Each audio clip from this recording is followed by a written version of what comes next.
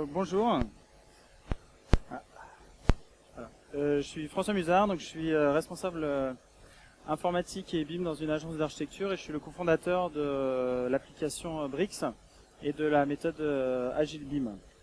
Donc aujourd'hui je vais vous parler dans un premier temps de cette approche qu'on est en train de développer pour la conception de bâtiments et puis de notre application qui est connectée. Alors je ne sais pas si vous connaissez un petit peu l'agilité. Donc l'agilité ce sont des pratiques qui ont été développées il y a plus de 20 ans dans le secteur du logiciel parce qu'ils avaient des problématiques de projets informatiques qui n'étaient pas rendus dans les temps, qui étaient rendus avec des dépassements de coûts et quand enfin ils rendaient le logiciel, ça correspondait plus aux besoins du client. Donc, je ne sais pas si ça arrive parfois dans le bâtiment, mais bon. Voilà, donc on s'est interrogé sur qu'est-ce que ces méthodes pouvaient nous apporter, et on a fait cette ligne de temps pour comparer en fait l'évolution des méthodes dans le secteur de l'informatique. Et puis à côté, on n'a pas forcément trouvé des méthodes, on a trouvé plutôt des outils. Donc il y a eu aussi des évolutions et même des grandes évolutions donc dans les années 2000 avec l'arrivée du BIM. Et c'est vrai qu'en parallèle, on n'a pas forcément mis en place des nouvelles méthodes pour vraiment tirer plein parti de ces outils. Qui sont en plus de plus en plus complexes, donc à un moment il faut quand même se réinterroger sur nos manières de travailler. Donc les méthodes agiles, elles se basent déjà sur un état d'esprit général et 4 grandes valeurs qui sont de mettre au centre l'équipe, donc pour nous l'équipe de conception, de se focaliser uniquement sur la valeur qu'on apporte au projet qu'on réalise, de mettre tout en œuvre pour favoriser la collaboration. Et puis aussi, quelque chose qui est assez important dans notre secteur aussi, c'est d'accepter le changement, d'accepter de s'adapter pour mieux répondre aux besoins de nos clients. Une fois qu'on a ce grand socle, il y a un certain nombre de cadres de travail, de frameworks qui ont été développés. Donc les plus connus sont Scrum ou Kanban. Mais il y en a aussi un certain nombre adaptés aussi à différents secteurs.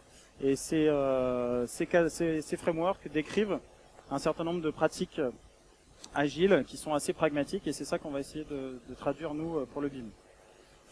Donc il y a dans d'autres secteurs aussi, ils ont essayé de faire ce travail. Donc par exemple, il y a un projet très intéressant qui s'appelle Wikispeed, de personnes qui ont adapté ça à la production manufacturière avec un projet complètement décentralisé et juste avec des personnes aux quatre coins du monde, ils sont arrivés à faire aussi bien que des grands groupes industriels de l'automobile.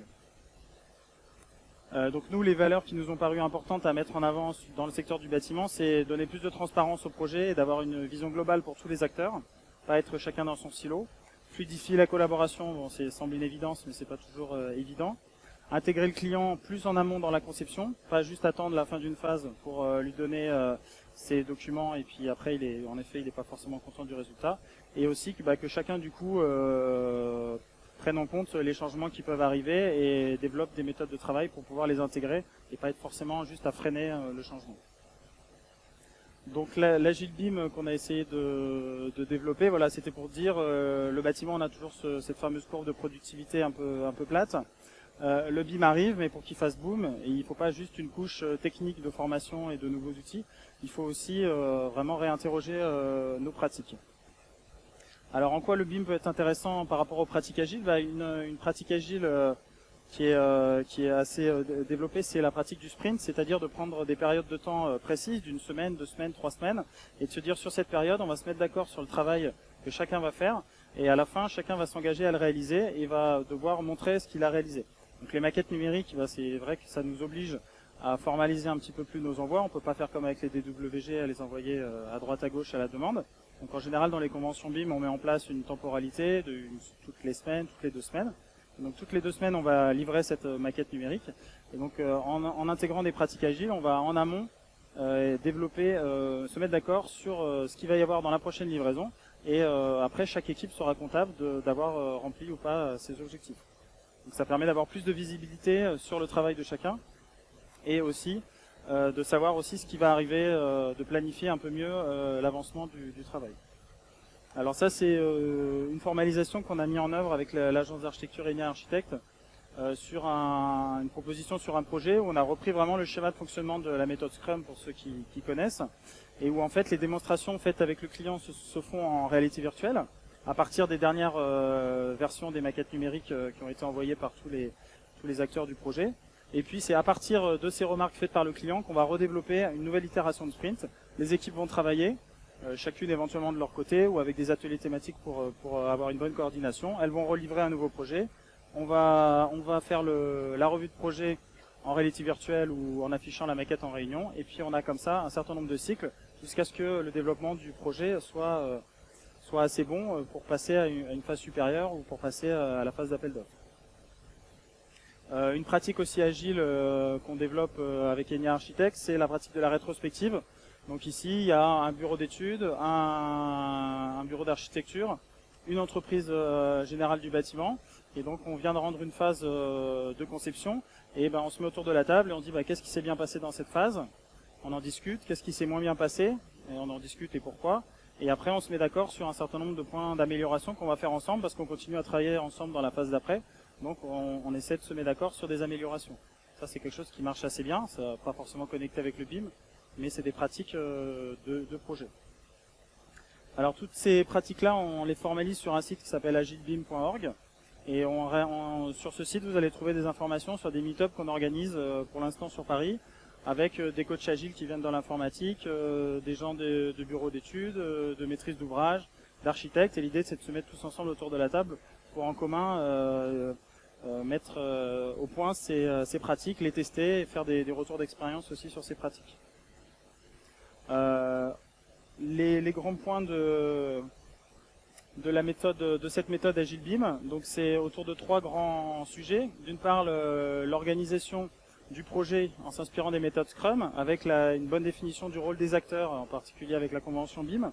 Cette approche itérative que je vous ai décrit tout à l'heure, avec des livraisons fréquentes, et les systèmes d'amélioration continue avec le principe des rétrospectives. Il y a un autre aspect qui est plus fonctionnel, avec la mise en place de récits utilisateurs, c'est-à-dire que quand on parle d'une tâche, on dit pas juste toi tu vas faire vérifier tel aspect sur les descentes de charge.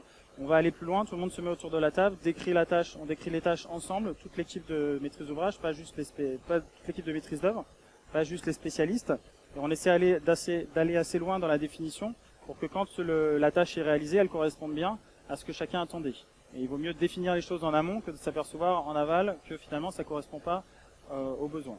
Après, il y a le travail par pair, donc on teste aussi ça dans des agences d'architecture, c'est de se dire une demi-journée par semaine ou 2 heures par semaine, on va mettre 2 personnes qui travaillent sur Revit par exemple ensemble. Et il y en a un qui aura le clavier et la souris, l'autre qui sera derrière, qui regardera, qui donnera des conseils. Et puis ils vont tourner toutes les demi-heures, on va échanger le clavier et comme ça les gens vont pouvoir s'auto-former les uns les autres et les bonnes pratiques vont pouvoir se répandre dans un bureau d'études ou un bureau d'architecture. Un troisième aspect important, c'est la conception pilotée par les tests, c'est-à-dire de tester automatiquement les maquettes pour une fois qu'on les livre et qu'on les communique à nos partenaires, qu'il n'y ait pas vraiment de choses évidentes qu'on n'ait pas vues. Donc maintenant, il y a des outils, en particulier développés par Autodesk, qui permettent d'automatiser ces contrôles. Donc ça, c'est quand même assez simple à faire. C'est quelque chose qui existe depuis très longtemps aussi dans le logiciel. Et ça nous paraît important à développer.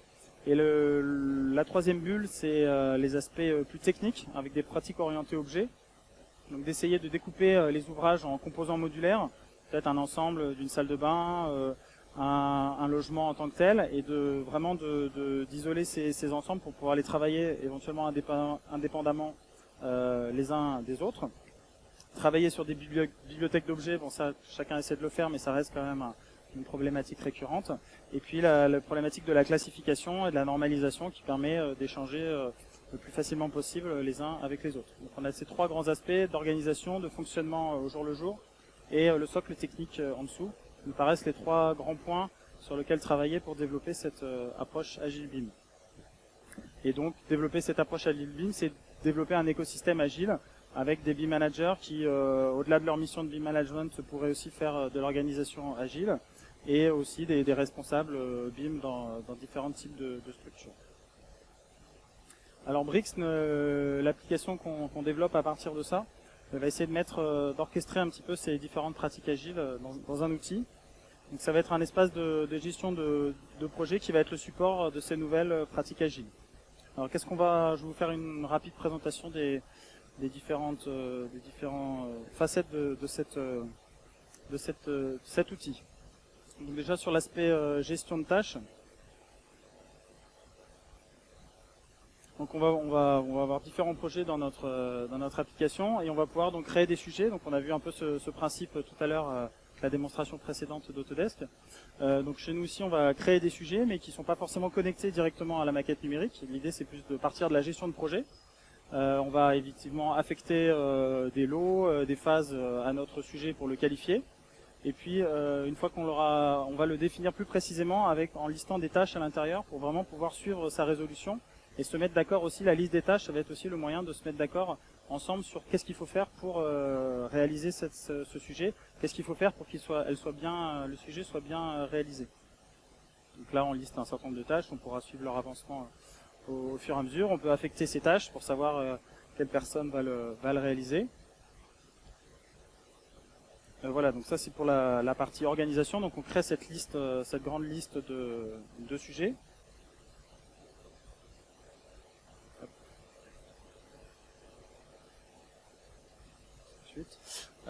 Donc à partir de cette liste de sujets, donc l'idée c'est de mettre en effet tous les acteurs de la construction plus être dans un système d'échange d'informations non structuré, en particulier avec le mail où on ne sait jamais qui doit quoi à qui, quelles informations manquent. Donc là on va se structurer avec cette liste de sujets. À partir de cette liste de sujets, on va pouvoir commencer à développer des pratiques agiles. Alors la première d'entre eux que beaucoup de gens connaissent maintenant, c'est le tableau Kanban. Donc c'est-à-dire qu'on va avoir de la gestion visuelle des tâches. Toutes les personnes vont avoir le même niveau d'information sur le projet. Et ces tâches, on va les gérer par colonne, selon un workflow qu'on va définir, ou éventuellement une notion de sprint qu'on a vu tout à l'heure. Donc on va savoir à chaque sprint quelles sont les tâches qui vont devoir être réalisées. Ou alors on va avoir typiquement là un workflow qu'on va pouvoir filtrer aussi par l'architecte, il va avoir que son workflow, ou le bureau d'études va avoir que son workflow avec les tâches qui lui sont affectées. Donc là, sur la plateforme, c'est à chaque équipe de créer sa propre manière de travailler. La plateforme est assez libre pour ça. Après, sur la partie BIM, alors on va s'intégrer justement à un certain nombre d'outils BIM. Pour l'instant, on autorise l'intégration des fichiers BCF, donc ces petits fichiers qui vous permettent depuis un logiciel de visualisation d'IFC par exemple, ou depuis un logiciel de modélisation BIM, de créer des points de vue avec des informations qui y sont attachées. Donc on va intégrer ces BCF qu'on va retrouver directement dans la plateforme avec les captures d'écran qui ont été faites. Et là, pour aider à la résolution de ces sujets qui ont été créés depuis les maquettes numériques, on va pouvoir les définir plus précisément, une fois de plus, avec la liste des tâches qui permet vraiment de détailler la manière de résoudre le problème. Donc là, on voit 3 BCF qui ont été importés, à chaque fois avec les captures d'écran qui y sont. Et puis si on a besoin d'envoyer un rapport à nos partenaires pour lister tous les sujets qu'ils doivent traiter, on peut faire un export PDF de ces sujets et puis l'envoyer par mail par la suite.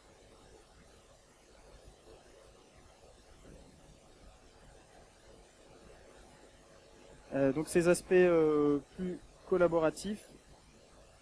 Sur des aspects plus collaboratifs, on va retrouver aussi un navigateur de pièces jointes, c'est-à-dire tous les fichiers qui ont été ajoutés dans les différents sujets, on va les retrouver à un seul endroit. Comme ça, on peut faire de la recherche visuelle. Et puis après, quand si on clique dessus, on va aller sur le sujet sur lequel ils sont reliés. Et puis on va pouvoir aussi notifier les gens à telle personne, voilà, Ted Mosby, je vais t'envoyer un fichier. Et puis on va pouvoir là leur lier des fichiers depuis les grandes plateformes cloud. On est en train aussi de faire l'intégration avec BIM 360 justement, pour pouvoir lier des fichiers et les visualiser aussi directement avec l'API Forge depuis notre plateforme.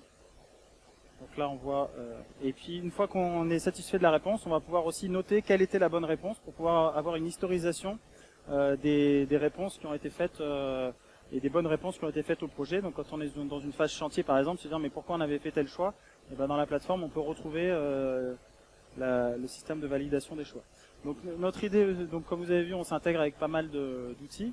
Donc notre idée en effet, c'est pas de faire un outil qui couvre la majorité des problématiques qu'on a dans la gestion de projet ou dans le BIM, mais c'est d'être une brique qui vient s'insérer avec des connecteurs ou des API avec d'autres outils. Donc certains utilisent peut-être des outils de discussion un peu plus informels comme Slack ou Microsoft Teams. Donc on peut envoyer des notifications sur ces outils pour dire ce qui se passe sur la plateforme. On va se connecter donc avec le BCF, avec très bientôt un plugin pour Revit pour créer des sujets directement depuis Revit. Et puis on va se connecter sur des GED grand public ou la GED BIM 360 aussi d'Autodesk pour directement récupérer des liens vers des fichiers. Donc voilà, je vous remercie de votre attention sur notre projet. On est actuellement sur le démonstrateur Construction Tech, donc vous pouvez venir aussi nous rendre visite. Et la plateforme actuellement est en version bêta, donc vous pouvez créer un compte gratuitement et nous faire des retours si vous avez des demandes d'amélioration. On est à votre écoute. Merci.